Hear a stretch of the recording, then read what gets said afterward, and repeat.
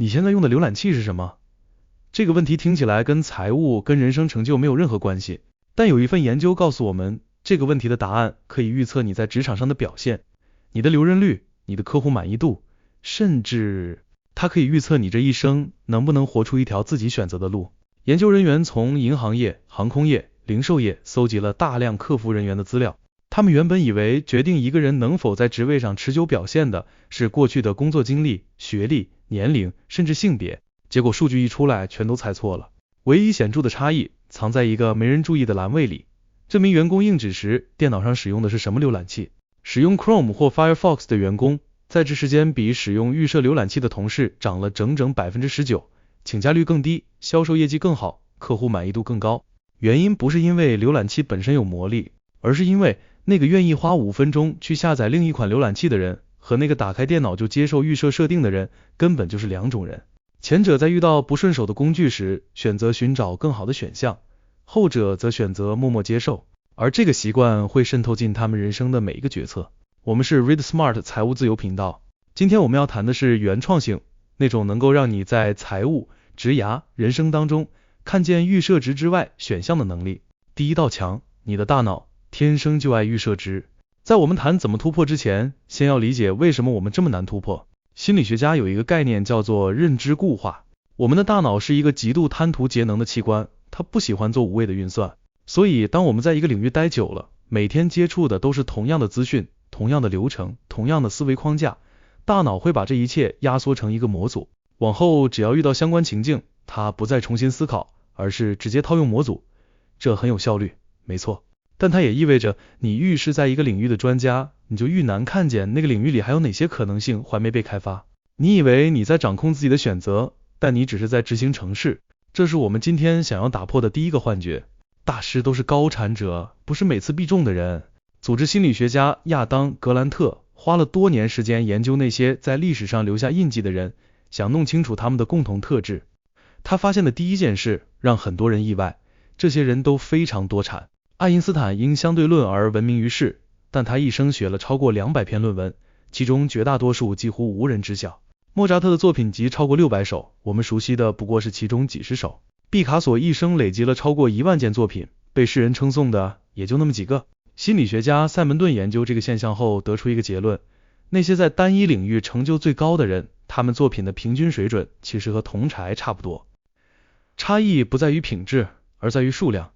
因為他們產出的多，所以每一次出手都是一次新的探索，都有機會踩中那個讓世界驚豔的點。就像最常中獎的人，往往是最常買彩券的人。換成我們的語言來說，點子的量決定點子的品質。如果你想要為自己的副業找到突破口，不要只列一個方向，要列5個。如果你想要建立一個內容頻道，不要只想一種定位，要想10種。如果你想要寫出一份真正有價值的投資備忘錄，先把腦袋裡的想法全部傾倒出來，再從中挑選。大師之所以為大師，不是因為他們每一次出手都是神作，而是因為他們一直在出手。跨界的人才能看見邊界。亞當·格蘭特發現的第二個特質同樣出人意料，這些人幾乎都有專業以外的興趣。有一份橫跨1901年到2005年的研究，搜集了所有諾貝爾科學獎得主以及同樣努力卻未能獲獎的科學家群體，去比較他們之間的差異。結果不在於誰更努力，不在於誰更聰明，差異在於藝術興趣。一個喜歡在周末演奏樂器的科學家，拿到諾貝爾獎的幾率是沒有藝術興趣者的2倍。喜歡雕刻，幾率高出 7.5 倍，喜歡寫作，高出12倍。這不是在說搞藝術的人更受評審青睞，這是在說，當一個人能夠短暫離開自己的專業領域，泡在另一個完全不同的思維世界裡2-3天，再回來看自己的工作，他就獲得了一種局外人的視角。認知固化讓我們把熟悉的事物看成理所當然，看成不可改變的。但從另一個領域回來的人會突然發現，等等，這個流程為什麼是這樣走的？這明明可以更好。就像出了一趟長途旅行回來，你會以一種陌生人的眼光重新審視自己的城市。所以你的投資視野可能需要一趟文學之旅來打開。你的商業策略可能藏在一個你從未接觸過的藝術形式裡。策略性拖延，大師的慢是一種孵化。說到達文西，很多人都知道他是天才，卻很少人替他辯護過一件事，他是歷史上最著名的拖延者之一。蒙娜麗莎從1503年動筆到1519年才完成，中間這16年，他分心去鑽研數學、光學、解剖學，學筆記、畫草圖，什麼都做，就是沒有好好畫完那幅畫。後世批評他浪費了天賦，但懂的人都知道，達文西在拖延期間對光學的深入研究，正是讓蒙娜麗莎的明暗層次如此立體的關鍵。這不是偶然，這是一種有意識的孵化。研究創造力的學者申智海設計過一個實驗，他讓一組人立刻回答一個創意問題，讓另一組人先去玩一段時間的電腦遊戲，再來回答同一個問題。後來的評分顯示，先拖延的那一組創意分數顯著更高，但他同時也設計了第3組，先玩遊戲，然後才聽到問題，再立刻作答。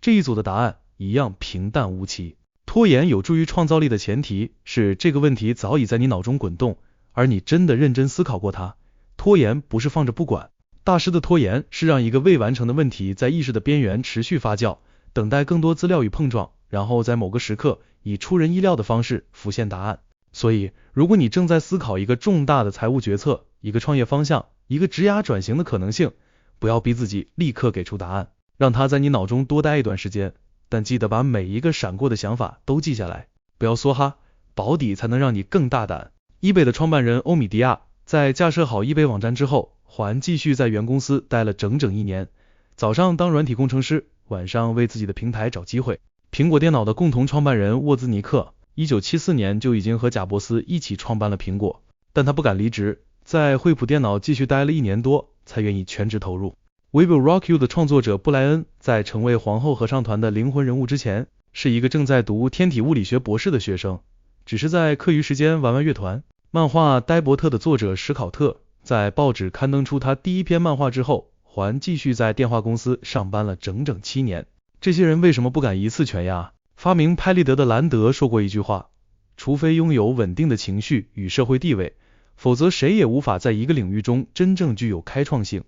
而這種穩定來自於在你發揮原創性的領域之外，所有其他領域的穩定。換成我們聽得懂的語言，底氣是原創性的燃料。當你還有穩定的收入，你才敢在副業裡嘗試不尋常的做法。當你環守着一份本業，你才有膽量在投資上做出不隨波逐流的判斷。一次梭哈聽起來熱血，但它同時也會讓你在最需要大膽的時候，因為害怕輸光而變得保守。所以讓自己先兩頭跑，辛苦一點，但這份辛苦會讓你在真正重要的那個方向上走得更遠。5個可以從今天開始練習的事，我們把這些洞察落實成5個可以立刻開始的行動。第一，為你想嘗試的事情想出更多可能性，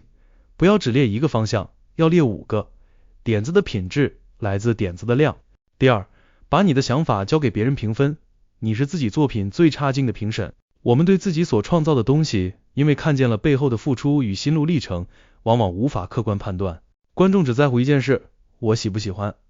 讓真實的市場回饋告訴你答案。第三，培養一個專業以外的興趣，不是為了好玩，而是為了讓自己定期從熟悉的思維框架中出走，再以局外人的眼光回來審視。第四，練習策略性拖延，讓重要的問題在腦中多滾一段時間，但記得把每一個冒出來的想法都記下來，讓拖延成為孵化，而不是逃避。第五，不要冒進，先保住底氣。一次全壓聽起來很壯烈，但它往往會讓你在最需要原創勇氣的時候失去底氣。先兩頭跑，做出成績之後再考慮如何選擇。你願意做那個換掉預設瀏覽器的人嗎？我一直在思考一個問題，我們真的需要原創性嗎？大腦喜歡熟悉感，照住預設選項走最輕鬆。但如果這一生都只照住預設值在活，那我們的財務、我們的職涯、我們的人生最終會長成什麼樣子？我自己的答案是，在同一時間只選一件事來練習原創性，其餘的先求穩，這樣不會焦躁，也不會燒盡，還能保留一份底氣，讓自己在那一件重要的事上走得更大膽一點。那你呢？在你現在的人生裡，有沒有哪一個領域是你一直以來都照着預設值在走，但其實心裡知道可以不一樣的？留言告訴我們，或者先從今天換掉那個用了很久的瀏覽器開始。我們是Read Smart 財務自由頻道，我們下次見。